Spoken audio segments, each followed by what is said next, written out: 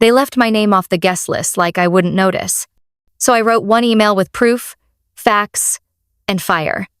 By the time it landed, the gala was forgotten. And I was the reason the company rewrote its entire playbook. You won't want to miss this story. But before we dive in, don't forget to like and subscribe so you never miss a video like this one. My name is Rowan Tate. I'm 29 years old. And last Friday, I found out that the company I've poured nearly a decade of my life into held their annual awards gala without me. Not just without me attending, but without even acknowledging my existence. No email, no RSVP, no explanation. I didn't find out through an official announcement or a calendar invite, but through a group photo posted on LinkedIn by one of the marketing interns, all sequins and champagne flutes, captioned with, "What an incredible night, celebrating the best of the best." The phrase stung more than I expected, because that's exactly what I had been all year, the best. I had led our division through 2 major product launches, increased revenue by 19%, and trained 3 new hires who all now had their names on plaques I helped them earn. My title is Senior Solutions Lead, which sounds a lot more glamorous than it is, and while it doesn't come with a corner office or company car, it comes with expectations. Long nights, weekend emails, staying late to make sure someone else gets their deck in on time. I had done all of that, willingly, quietly, because I believed that loyalty meant something here. That showing up and doing the work would always speak louder than flash. I was wrong. When I confronted my manager, Jonah, about it that Monday, he blinked like I had reminded him of a deadline he forgot. He said, "Oh, you didn't get the email? Must have gone to spam or something." But his voice did that thing it does when he's lying, softening at the end like an apology with no real shape. I nodded, said I'd double-check my inbox, and walked away before I could say something that would haunt me later. But my inbox was clean, my spam folder empty. My name had never been on the list. It wasn't a clerical error. It was intentional. I knew it in my bones, the way you know a storm is coming by the ache in your joints. And what made it worse was the way everyone else reacted. A few coworkers gave me those tight-lipped smiles the next morning, the kind people wear when they've been told not to get involved. One even said, "It wasn't the same without you," but the way she avoided my eyes told me everything I needed to know. They knew, and no one said anything. That night, I sat at my kitchen counter with a glass of wine and scrolled through all the photos from the event, watching people I had mentored hold trophies and toast under golden lights. While I sat in sweatpants with a promotion letter still waiting in my drafts, I didn't cry, not because it didn't hurt, but because something else started to rise up in me, something quiet, focused, and furious. They had made a mistake. They thought excluding me would be the end of the story, but it was only the beginning. The day after the gala felt like walking through a party I hadn't been invited to but was still expected to clean up after, with everyone acting like the music hadn't just been blaring through the walls all weekend. I arrived early, hoping to avoid the awkwardness, but the Slack channel had already exploded with photos and glittery posts by the time I logged in, full of hashtags like #BestNightEver and #ProudToBeHere, and snapshots of my team smiling under the company banner, like they hadn't noticed I wasn't standing next to them. I scrolled through each one, eyes scanning every caption, every champagne flute, every familiar face under stage lights that had once felt like they might be mine too. No one messaged me directly, not even to ask where I'd been or to say I was missed. The closest I got to acknowledgement was a thumbs-up emoji from one of the junior analysts after I dropped a report in the project channel, like I was just another cog resuming its spin. I walked past Jonah's office, and he didn't look up. That was his strategy now, to pretend that pretending nothing happened would eventually make it true. He said nothing. HR said nothing. Everyone said nothing. But silence is never neutral.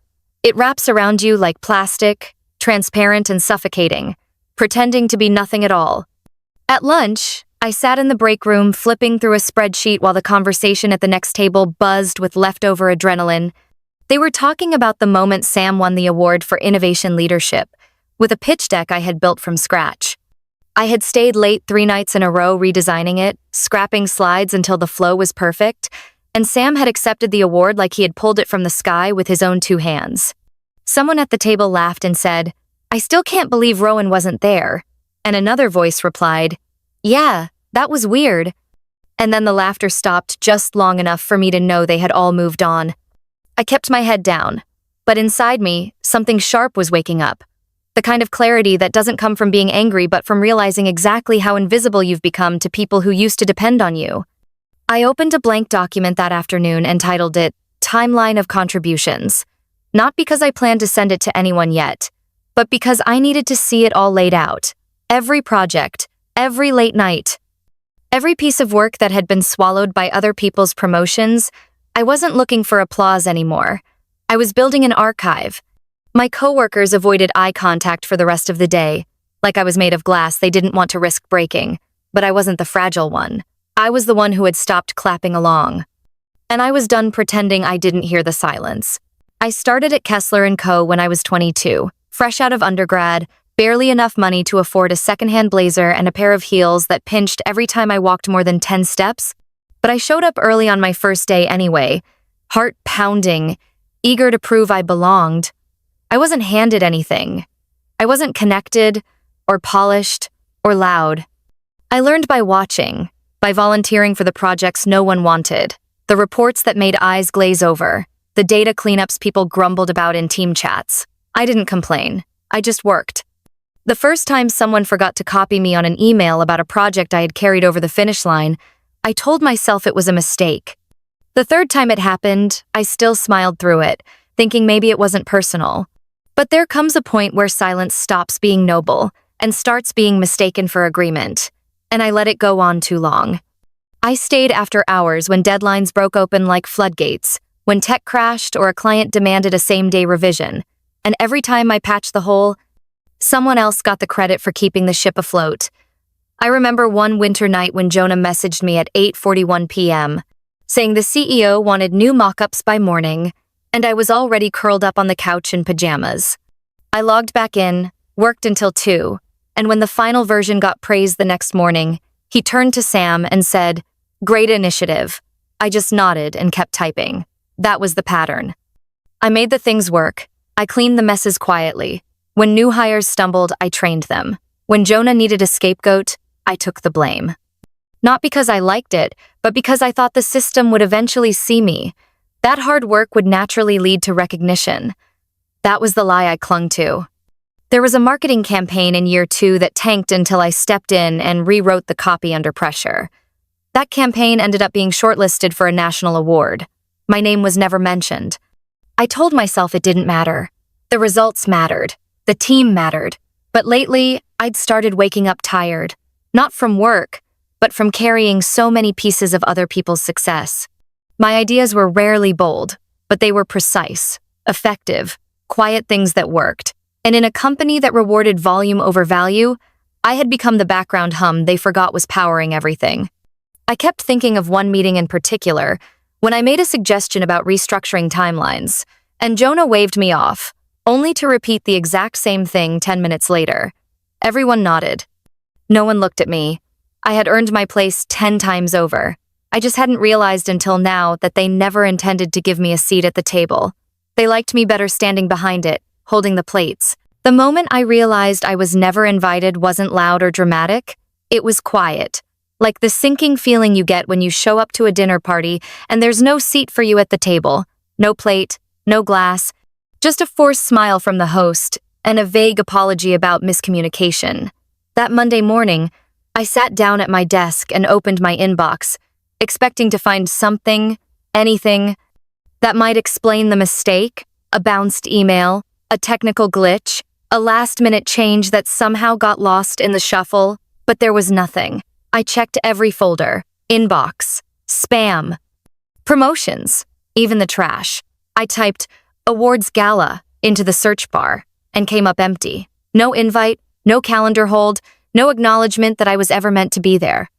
I scrolled through the official guest list, posted in the office portal, a neat PDF with corporate font and gold trimming, and my name wasn't on it, not even misspelled. I wasn't overlooked, I was erased. The realization hit slow, like a cold spill down my spine, and I sat there staring at the screen while the laughter from the marketing team's post-gala debrief filtered in through the wall. I knew I had to say something, so I walked down the hallway with my heartbeat thudding in my ears and knocked on Jonah's door. He looked up from his laptop with that blank, pleasant face he wore when he knew he was about to lie. I asked him if there had been a mistake, if maybe I'd missed the email somehow. If I was ever supposed to be included. He blinked, tilted his head, and said, "That's strange. I thought I saw your name on the list. Maybe check with HR?" Like it wasn't his job to include me. Like it was my responsibility to chase an invitation to the party I helped build. So I did. I went to HR, sat across from a woman named Carla whose smile was so fixed it looked painful, and repeated my question. She frowned like she was doing math in her head, then said, "We had to limit attendance this year due to budget constraints." It was nothing personal. I asked how they decided who made the list. She said something about department nominations and performance metrics. I asked who nominated people. She smiled again. That information isn't shared. I thanked her and left before I said something sharp enough to echo. But I knew. I knew I wasn't left out because of a clerical error or a forgotten email. I was excluded on purpose. Quietly, strategically, because someone decided I didn't look the part, didn't speak loudly enough, didn't matter enough. And what they didn't know was that I had stopped expecting fairness from systems built on favoritism. That afternoon, I wrote one sentence on a sticky note and tucked it inside my drawer. They didn't want me at the table. Fine, I'd build a better one. And I'd light theirs on fire. They trickled in the next morning, wearing lanyards still looped around their necks like they had forgotten to take off their medals after the race, heels clicking across the tile, blazers hung over chairs, voices a little too bright, too rehearsed, like they were all auditioning for the role of person who was definitely not part of a betrayal. I sat at my desk like always, replying to client emails, updating timelines, watching as the people I had worked beside for months avoided eye contact like I carried something contagious. I wasn't looking for a confrontation, but I noticed how they flinched when I stood, how suddenly the break room was too crowded for small talk.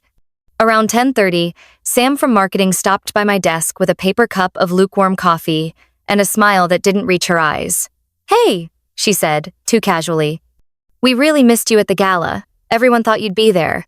I nodded, said I must have missed the email, and turned back to my screen. She lingered for a second longer, waiting for me to let her off the hook, and when I didn't, she walked away. At noon, someone sent a photo in the group chat of Tyler holding his glass trophy under a spotlight. The caption read, "Couldn't have done it without the team," followed by 3 clapping emojis. That was the project I had led from start to finish, the one I had pulled from the wreckage after a partner backed out last minute, the one Tyler had joined 3 weeks before launch and taken notes in a single meeting. I clicked on the photo and stared at it for a long time. Tyler in his navy suit, smiling like the win had come from his own blood and sweat. I didn't comment. I didn't like the post. But something in me shifted, like a lock turning.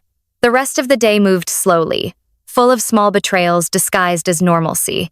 Ella complimented me on a slide deck I had created the week prior and said, "I used it in my pitch last night. It was a hit, like I should be grateful my work had served her." Luke asked if I had fun doing something else that weekend, carefully stepping around the subject like it hadn't happened at all. No one said, "It was wrong." No one said, "You should have been there." Instead, they tried to wrap me in comfort, shaped like dismissal. What I felt wasn't anger. Not yet. It was something colder, something quieter. The slow, creeping recognition that none of these people were going to stand up for me because they had already chosen their seats, and they were comfortable in them. I didn't blame them exactly, but I saw them for what they were now, applauding from tables I set, sipping from glasses I polished, clapping while my name was erased in real time. They weren't enemies, but they weren't allies either. They were the ones who clapped anyway, and I would never forget it. It started with a single email I couldn't stop reading, a thread from 3 months ago where I outlined the revised strategy for the Redmont rollout, the one that had saved the project after the vendor fell through, the one I sent at 11:46 p.m. while the rest of the team slept. I remember because I had gone to bed with my laptop still warm beside me and woke up 3 hours later to add 2 more lines before sunrise. In the final report, my name didn't appear once. Tyler submitted it to leadership as if he had pulled it from thin air. That was the first file I dropped into a new folder I named Proof of Everything, and it sat at the bottom of my drive, hidden beneath project drafts and performance slide decks. A quiet space filling with all the truths no one else wanted to say out loud. From there, it became a habit. Every time I found a report with my edits and someone else's name on it, I saved it. Every timestamp that showed I had updated files at 2 a.m. while someone else presented them at noon, I logged it. I started screen capturing Slack conversations, backing up shared files, taking photos of whiteboard plans before others erased them, and passed off my sketches as their own. At first, it felt petty, like hoarding receipts from an argument I wasn't sure I was ready to have. But the deeper I went, the clearer it became. This wasn't about one night, one party, or one forgotten invitation. This was a pattern, carefully constructed and silently enforced.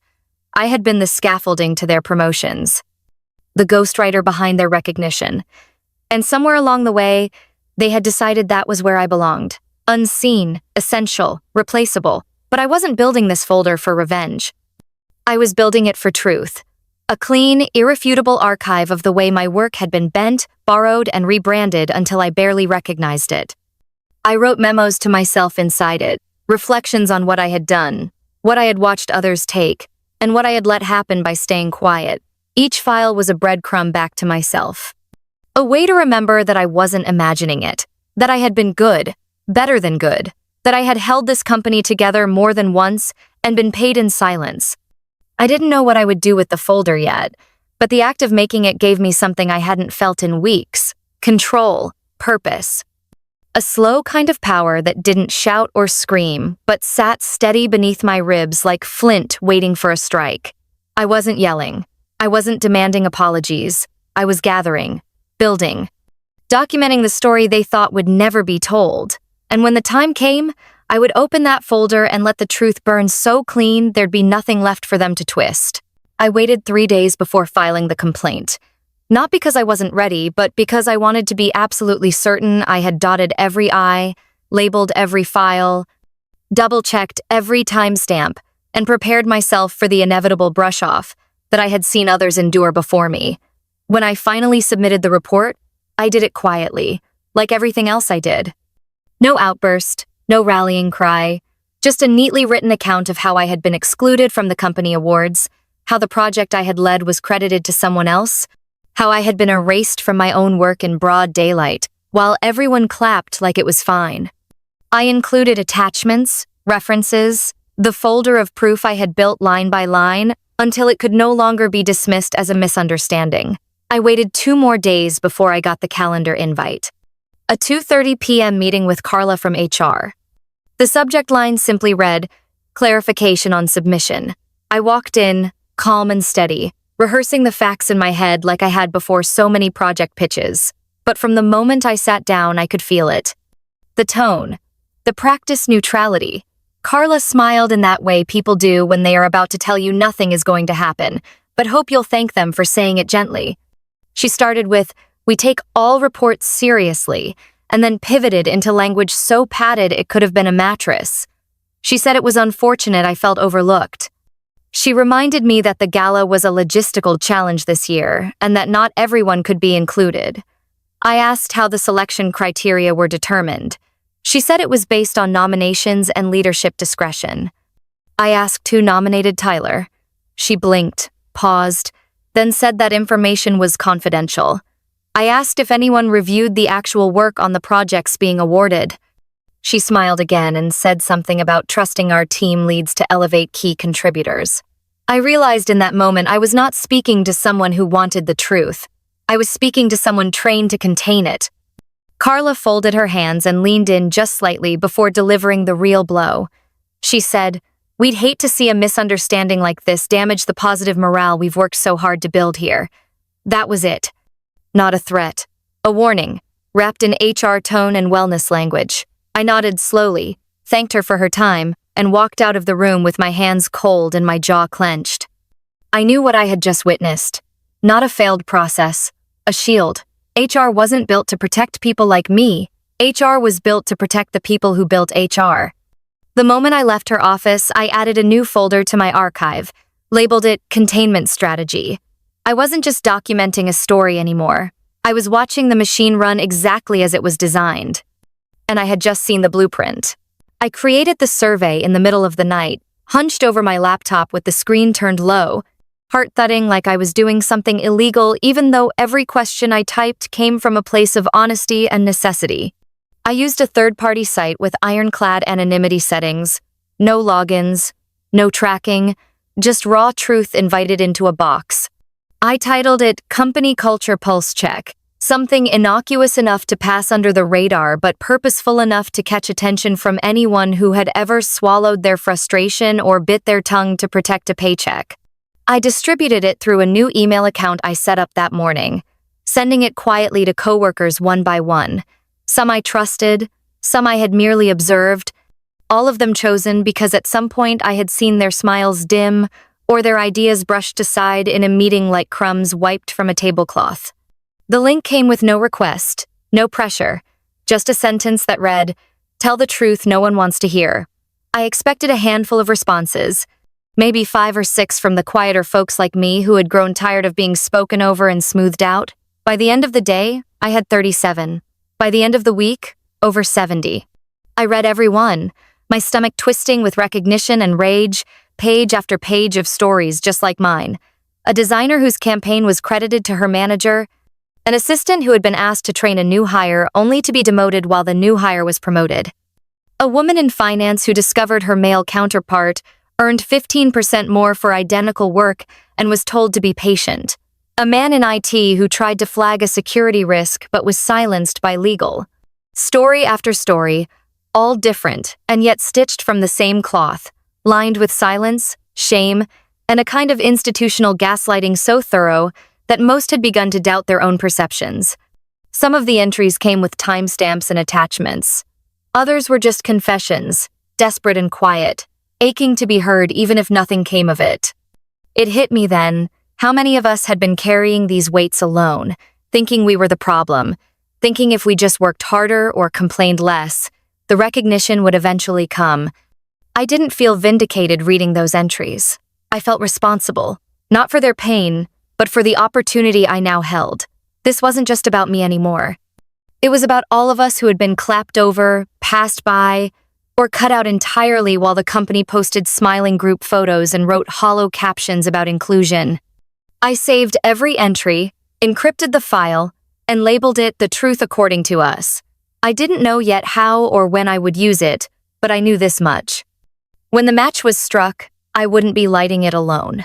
By the end of the second week, I had more than enough to see what had been there all along, hiding in plain sight like rot behind fresh paint. I didn't need to squint or interpret or read between the lines anymore. The survey responses painted a pattern so unmistakable it could have been a company policy. Promotion paths bent toward the loudest voices, not the most capable hands. Credit flowed upward, always landing in the lap of someone who had attended the right happy hour or laughed at the right joke during all hands. Complaints about harassment, favoritism, or burnout were met with scripted empathy and no action. More than a few people described how they had been told to wait their turn, or how leadership had a vision that didn't include rocking the boat. One woman detailed how she was pulled off a flagship account she had built from scratch so it could be handed to a senior male manager for visibility. Another man wrote about being discouraged from applying for a role because he wasn't quite the culture fit, even though he had trained the person who eventually got it. These weren't isolated grievances. They were the echo of a system that had taught us all to stay quiet, look grateful, and accept less than we earned. I sat with every word, combing through the responses with care, and as I did, I began building something stronger than a folder of receipts. I began constructing a case, not a rant, not a revenge fantasy, a clean, undeniable forensic report of what this company had become beneath its polished branding and LinkedIn platitudes. I merged the survey data with my own logs, email threads, project timelines, performance evaluations, salary comparisons, even public statements from leadership that contradicted internal practices. I used charts, I used quotes, I linked each complaint to a policy or a missed check. I included anonymized summaries of the worst stories, carefully redacted but intact enough to show their weight. The final document was 83 pages long, cross-referenced and sourced, like an academic paper, and a legal brief had a quiet, furious child. I titled it Systemic Patterns of Suppression and Misattribution, a Cultural Analysis. I gave it a neutral name so it wouldn't immediately trigger alarms if it landed somewhere it wasn't supposed to. But inside, it was anything but neutral. It was a mirror, a spotlight, a quiet reckoning dressed in professionalism. I knew once this document was seen, there would be no unseeing it. I saved it in 3 locations, one on my personal drive, one on a secure USB, and one hidden in a shared folder under a benign file name. I wasn't rushing, I was preparing. Because this wasn't going to be a fire set out of anger. This was going to be a controlled burn, one that left the lies in ash and made space for something honest to grow. I spent the night crafting it with the precision of someone defusing a bomb, because in many ways, that is exactly what it was. One email, one message that could either be ignored or change the entire game. I had already written versions of it in my head 100 times, but this one had to be perfect. It had to breathe calm and restraint, even while it carried the heat of truth. I started with a simple greeting, no dramatic opener, no emotional preamble, just a clear, professional tone that would disarm anyone expecting outrage or desperation. I introduced the contents as a compiled report highlighting patterns of misattribution, unethical recognition practices, systemic exclusion, and retaliatory behavior against whistleblowers.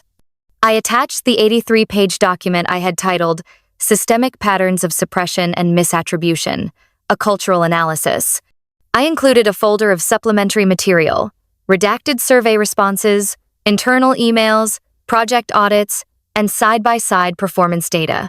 Every detail was traceable, every claim sourced.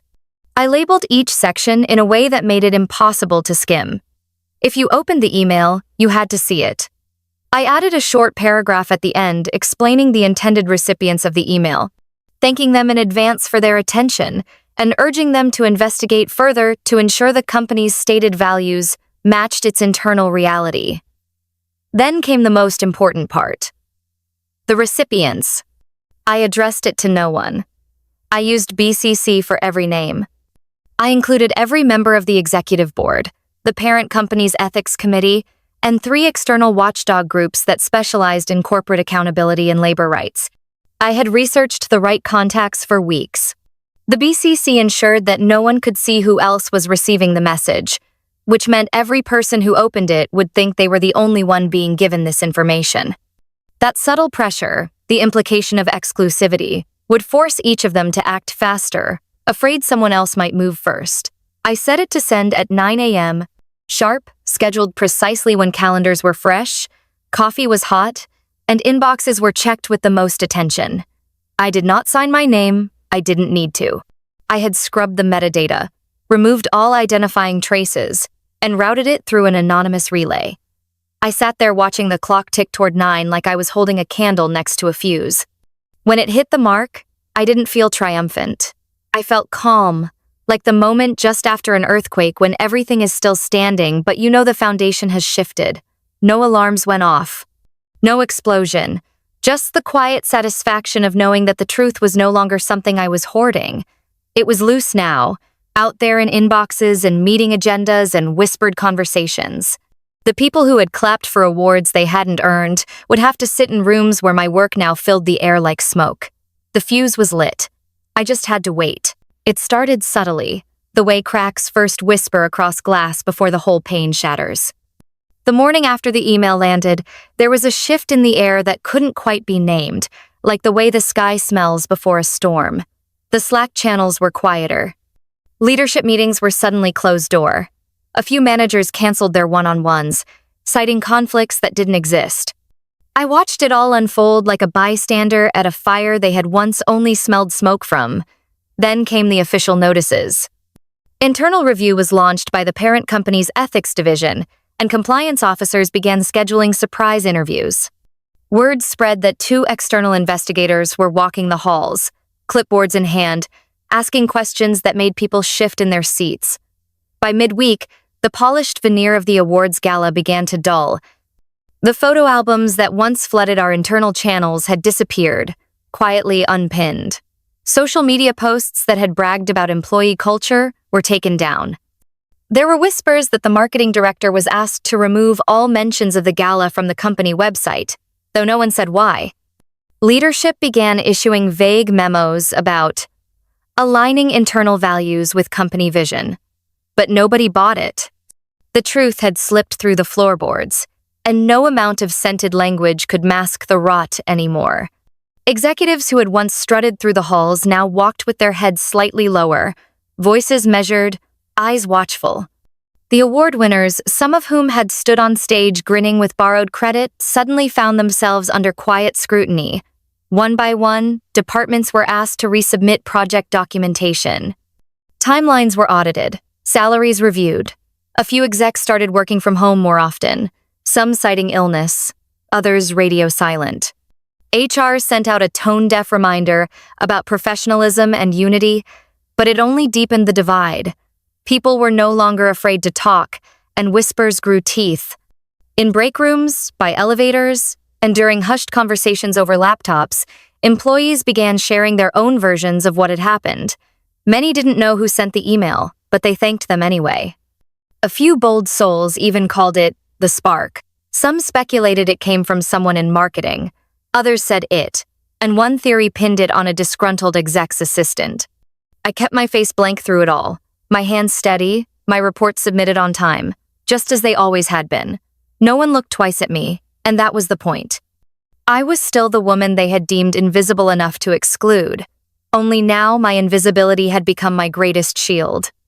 As the days passed and the awards gala became a symbol not of celebration but of hypocrisy, I felt something loosen in my chest, something that had been clenched tight for far too long. The company was bleeding through the cracks it had painted gold, and all I had done was give the truth a place to land.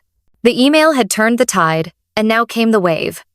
I was called into a meeting on a Wednesday afternoon, just after lunch, the kind of slot they usually reserved for brushing off vendors or checking in on low-priority projects. But this wasn't one of those. The invite came from the VP of Compliance herself, with 2 additional names CC'd that made my stomach lurch a little before settling into something steadier. One was from HR and the other from legal. The subject line was brief: follow-up discussion. I dressed in the same way I always did, nothing flashy, just the armor I had worn every day for years: pressed blouse, low heels, hair tied back like a woman too focused to bother with vanity. I walked into that glass conference room with my folder clutched in one hand, and a calm expression carved into my face like it had been chiseled there by months of endurance. The room was quiet when I entered. No fake smiles or casual banter, just chairs shifting and eyes watching. They offered me water, which I declined. The door closed behind me like the seal of a vault. The VP began first, her voice carefully neutral, thanking me for coming and stating that they had a few clarifying questions regarding recent internal disclosures. She did not say my name. She did not accuse or assume, she asked. The questions were sharp but fair, and I met each one with a document, a screenshot, a project plan, or a dated email thread. When they inquired about timelines, I had spreadsheets.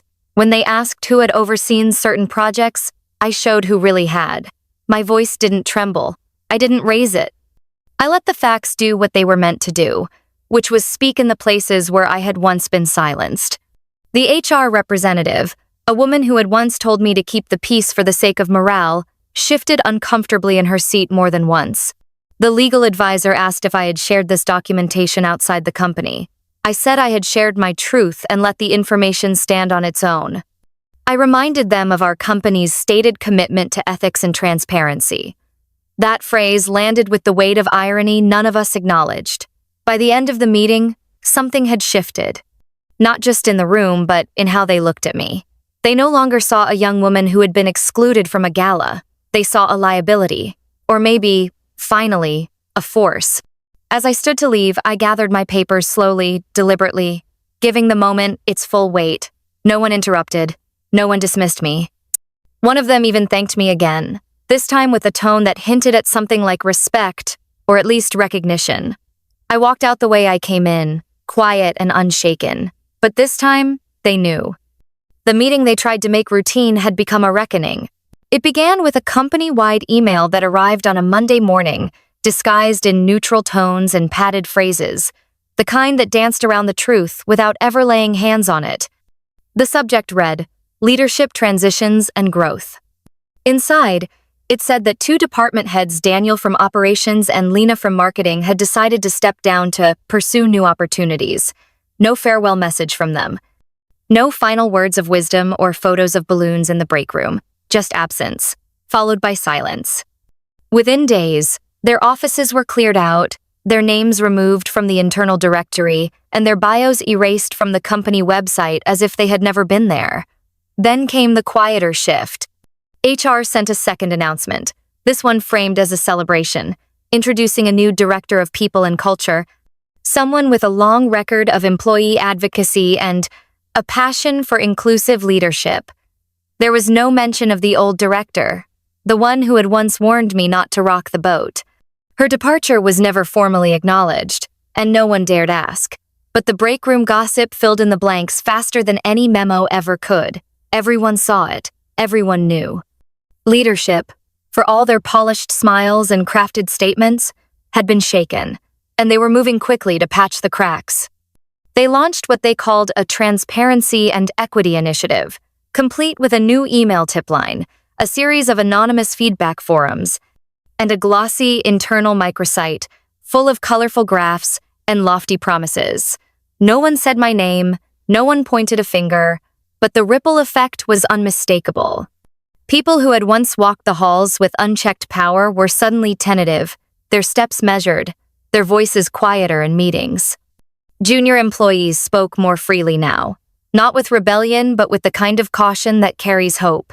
I saw nods in my direction where before there had only been glances through me. Someone left a sticky note on my desk that said simply, "Thank you. I didn't ask who. I didn't need to." The energy in the office had changed. Not drastically, not overnight, but enough. Enough that the air felt different, like someone had finally cracked a window in a room long suffocating. I continued doing my work. I arrived early, stayed focused, and kept my folder tucked away just in case. Not because I thought I'd need it again, but because I now understood the power of preparation.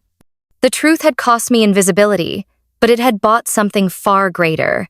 As I watched the leadership reshuffle and the culture attempt to rebuild itself, I didn't gloat.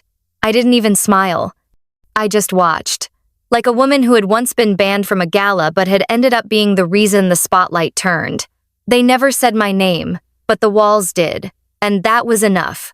The email came on a Wednesday afternoon, as the rain tapped soft rhythms against the windows, like a quiet reminder that even storms could be graceful. It was from the interim CEO, not a blanket announcement this time, but a personal message asking if I would be willing to join the new Culture and Ethics Committee as both a strategic advisor and department representative. Alongside it came a formal promotion offer, one that included a better title, a salary bump, and a seat at the very table that had once pretended not to see me. I read the email twice, then a third time, letting the words settle into me like heat into cold skin. I didn't respond immediately. I stared out the window instead, letting the reflection of my face merge with the city beyond the glass, thinking of the gala I was excluded from, the projects I had led in silence, the teammates who clapped for recognition that should have belonged to me. I thought of the folder I had built, the anonymous survey I had launched, the email I had sent to the BCCs that unraveled a culture of quiet cruelty. I thought of the way HR had warned me not to make waves and how leadership had assumed I'd fold instead of document. And then, finally, I opened a new document and began to write not a thank you email, not yet, but a list of demands disguised as proposals. If I was to take this role, it would be on my terms. I rewrote the language in the Employee Code of Conduct to include protection against exclusionary retaliation. I drafted a whistleblower clause that did not just exist on paper, but had teeth and teeth with follow-through. I called for rotating committee seats so power could not calcify in the hands of the same few. I demanded transparency in internal recognition programs, a formal review process for all awards, and mandatory acknowledgement of team contributors. When I finally responded, it was not with acceptance, but with an attachment titled Policy Addendum Recommendations. It took them 2 days to agree. When the formal offer came back, it included every line I had requested. My new title read Senior Director of Strategy and Culture. My name was listed as co-author on the revised Code of Ethics. I signed, printed, and framed a copy of the final policy changes. It now hangs just above my desk, facing the entrance, so that anyone who walks in sees exactly what happens when a woman who is silenced decides to write the rules instead. I didn't throw a party. I didn't gloat. But when I walked past the trophy case in the hallway that once displayed names that erased mine, I paused, just long enough to notice a new placard that had been added beside it. Company Values and Cultural Reform Committee. Lead author, Morgan James. I smiled, not for them, but for the version of me who sat alone the night of the gala and began to quietly build her power. The room was quiet, the way only anticipation can make it, the kind of stillness that sits just beneath polite applause and polished smiles. I sat on a panel beside 3 other women, all of them accomplished, all of them holding their own kinds of stories. But when the moderator passed the microphone to me and asked what integrity and leadership meant, I didn't look at my notes. I didn't need to. I looked straight ahead and said, sometimes all it takes is one email and knowing exactly where to send it. The silence that followed wasn't empty. It was full of recognition. Full of every woman in the room who had swallowed their voice, every junior associate who had been passed over, every quiet strategist who had done the work and watched someone else get the credit. I didn't name the company. I didn't need to. I spoke in truths, not specifics. I told them leadership isn't always about loud voices or corner offices. Sometimes it looks like late nights gathering receipts. Sometimes it sounds like a sentence carefully rewritten until it can cut without bleeding. Sometimes it means watching the room that once erased you take notes as you speak. I shared how I learned to measure silence not as weakness, but as strategy. I told them about power that doesn't beg for acknowledgement but builds its own architecture from the ground up. And when the panel ended and the applause rose like a wave, I didn't bask in it. I just stood, nodded, and stepped down. At the networking mixer afterward, a young woman approached me, barely 23, shaking slightly as she told me my words gave her permission to stop shrinking. I handed her my card and told her to start documenting everything. A man from another firm asked if I'd be open to consulting. I smiled and said, possibly. I caught the eye of someone who had once worked with my former company, and though we said nothing, we both knew what was unspoken between us.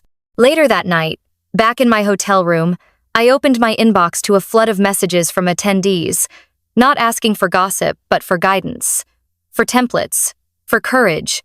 One of them wrote, "You lit the match I've been too scared to strike." I sat at the edge of the bed, barefoot, holding my phone like it was a lighter, and the whole world was dry kindling. That email I sent had not just burned down a broken system, it had ignited 100 others. That's the thing about fire. It consumes, yes, but it also clears the ground for something new. I never imagined one message could do so much. But when you are dismissed long enough, when you are made invisible, when you are told the gala isn't for you, you learn how to make your own light. Mine just happened to glow bright enough for others to see their way forward.